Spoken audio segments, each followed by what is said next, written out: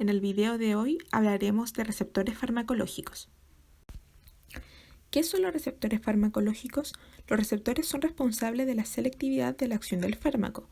Los receptores reconocen a uno o más ligandos específicos, mientras la unión de un ligando a su receptor cambia su forma o actividad, lo que le permite transmitir una señal o producir directamente un cambio dentro de la célula. El tamaño molecular, la forma y la carga eléctrica de un fármaco determina con qué afinidad se unirá un receptor particular entre la amplia gama de sitios de unión químicamente diferentes disponibles en una célula, tejido o paciente.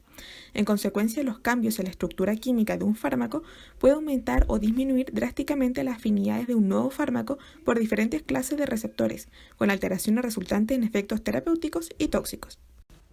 Existen 4 tipos de receptores farmacológicos. Estos son los receptores controlados por ligando, receptores ligados a enzimas, receptores acoplados a proteína G y receptores intracelulares.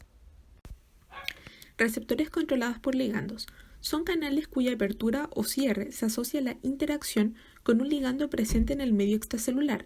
Los canales que poseen un receptor en su molécula corresponden a una proteína compuesta por subunidades que se acoplan dentro de la membrana. Estas subunidades son heterogéneas en su composición y están presentes en forma homomérica o repetida varias veces heteromérica. Cuando un ligando se une a la región extracelular del canal, la estructura de la proteína cambia de tal manera que los iones de un tipo en particular, como el calcio o cloruro, pueden pasar a través de él.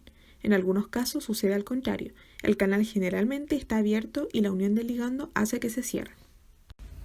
Los receptores ligados a enzimas son receptores de superficie celular con dominios intracelulares asociados a una enzima. En algunos casos, el dominio intracelular del receptor es realmente una enzima que puede catalizar una reacción. Otros receptores asociados a enzimas tienen un dominio intracelular que interactúan con una enzima. Los receptores tirosina quinasa son una clase de receptores ligados a enzima que se encuentran en humanos y en muchas otras especies. Una quinasa es una enzima que transfiere grupos fosfato a una proteína o molécula diana, y un receptor de tirosina quinasa transfiere grupos fosfato específicamente al aminoácido tirosina. ¿Cómo funciona la señalización por receptores tirosina quinasa? En un ejemplo típico, las moléculas señalizadoras se unen primero a los dominios extracelulares de dos receptores tirosina quinasa vecinos. Los dos receptores se unen o dimerizan. Entonces los receptores pegan fosfatos a sus tirosinas en los dominios intracelulares de cada uno de ellos. La tirosina fosforilada puede transmitir la señal a otras moléculas en la célula. Receptores acoplados a la proteína G. Se fijan nucleótidos de guanina, GDP y GTP, y poseen actividad intrínseca GTPasa. Se encuentran asociadas a la membrana plasmática por su cara interna y presentan 3 unidades, alfa, beta y gamma. ¿Cómo es su mecanismo de acción? En su forma inactiva, las 3 unidades están unidas formando un heterotrímero y el sitio de fijación para los nucleótidos de guanina, situado en la subunidad alfa, están ocupados por el GDP. La fijación del ligando agonista al receptor hace que el complejo ligando-receptor se asocie a la proteína G heterotrimérica y la active.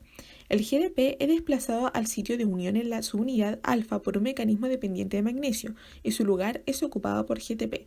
El complejo alfa-GTP se disocia al dímero beta-gamma y se une a la proteína del sistema efector y modifica su actividad, pero esta acción es muy breve, porque el GTP es hidrolizado por actividad intrínseca GTPasa para convertirlo en GDP, por lo que pierde su capacidad de asociarse y actuar sobre el sistema efector y vuelve a reagruparse con el dímero beta-gamma.